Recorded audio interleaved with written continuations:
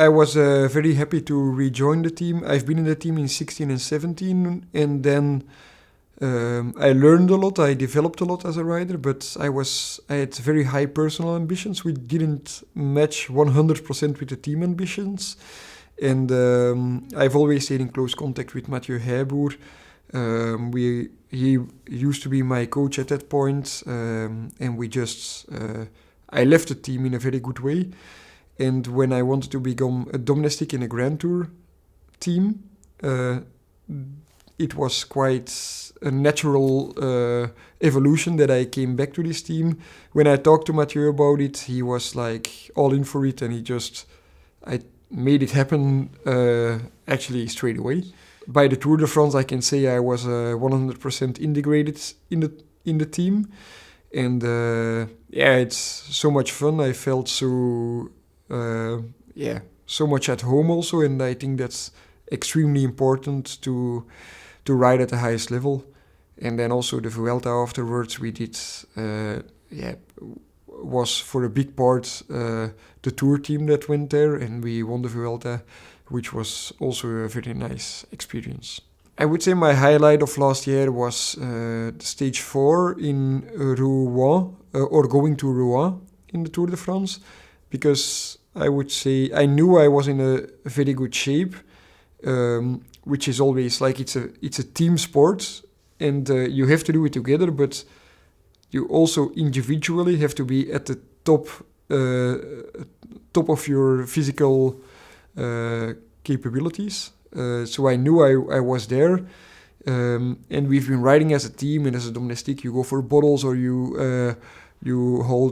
protect your team from the wind and stuff like that. But stage 4 was the first time that the night before Grisha came to my room and he said, Campi, I want you at that point to come with the team to the front and then lead for about 7k at a fierce pace and stretch out the bunch. But it was a point that was very clear that every single team wanted to hit the front of the race there. So it was a very difficult task, but Grisha said, that's your job and you're gonna do it because I know you can do it. So he put in a certain pressure on me. But I also achieved 100% in doing my job. And that was like an extreme confidence boost for me afterwards. Just like a domestic, 100% domestic, I also wanted to rejoin the team as a domestic. That's also why I left the team at a certain point, because they wanted me to be a domestic. And I thought, I have personal ambitions. I've fulfilled, I think, all my personal ambitions. And now I want to be a domestic. And it's also a personal ambition of me to be a super good domestic. So that's my role. And what does that involve? It's like getting bottles. If Jonas stops for a pee, I stop with him for a pee. If he changes a bike, he has a flat tire, I stop with him to bring him back safely. But also we go to key points in the most hectic moments of the race, or we go on climbs in the Alps, and we set a fierce pace that I might do 30 minutes all I have, and then I swing off and I see it's only 20 riders left in the bunch, and then I think I did a good job. Good luck, guys, further in the race, and then I follow the rest in the radio. So yeah, my job is just to help the team win the Tour de France. I think I surprised a lot of people. I think I also surprised the team, but especially myself with the way or the level I achieved uphill. And I don't know what the big reason behind that was. Of course, we are fueling well and we are training well, but I was also a professional before. I was not just riding my bike for fun.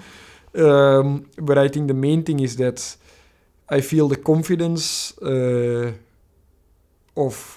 the team that we are there in the Tour, that you're riding for the best team, or you can say there are two teams that are really close to each other in the Grand Tours, and we are one of those teams.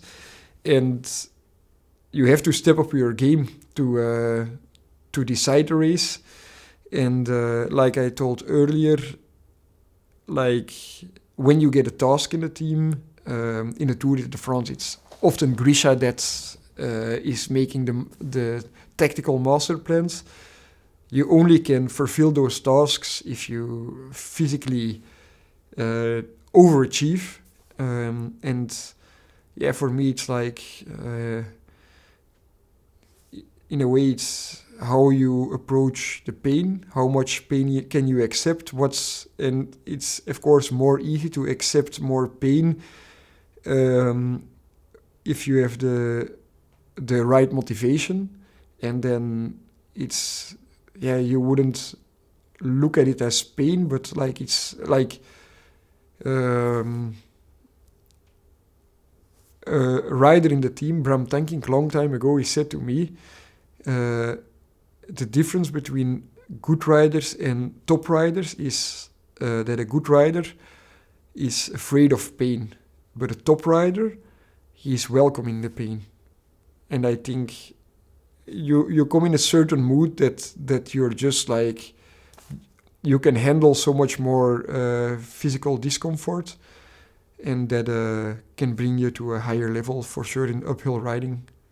With my girlfriend, I was talking a lot about what would the season look like next year, and I know Jonas has this ambition for the Giro, and he's really motivated to try and win the Giro. And I was like, yeah, I would really like to do Giro and Tour, but I don't know if the team's open for that. And then I think half November, Espen called me and he was like, would you be open to do the Giro and the Tour? And I was like, yeah, I wanted to ask the same thing. So that I'm really happy that, again, I'll be part of the Tour, but also the Giro. Like, it will be extremely difficult to combine the two, and still remembering that always the Tour is the most important goal. If you do Tour Vuelta, it's like, if the Vuelta is not 100%, it can be forgiven in a way. But now it's, the Tour is the second Grand Tour. It will be difficult, but we are well prepared. And again, we will go with a lot of riders that do the Giro, also do the Tour. So we will spend a lot of time together. And I'm looking forward to this challenge. It's different than the previous season, where I would say my main focus was the Tour, but also I had more races in the beginning of the season, and I also did one-day races. But I would say after last season, the chemistry in the Tour team was very good. And I didn't really had successful days on the one-day races. I couldn't really contribute very well to the team success there. And then we just decided I'll be 100% stage race domestic. So I'll have no one-day races in the beginning of the season, which makes the beginning more relaxed. Relaxed is not really relaxed, but then the goal is to go fresh into the Giro with a very good preparation.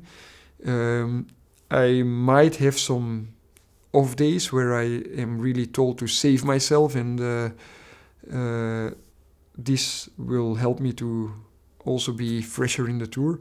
For Jonas, of course, that's a different thing, because he has no off days in the Giro, because the goal is to win both. Honestly, it would be a success for me if we win the Giro.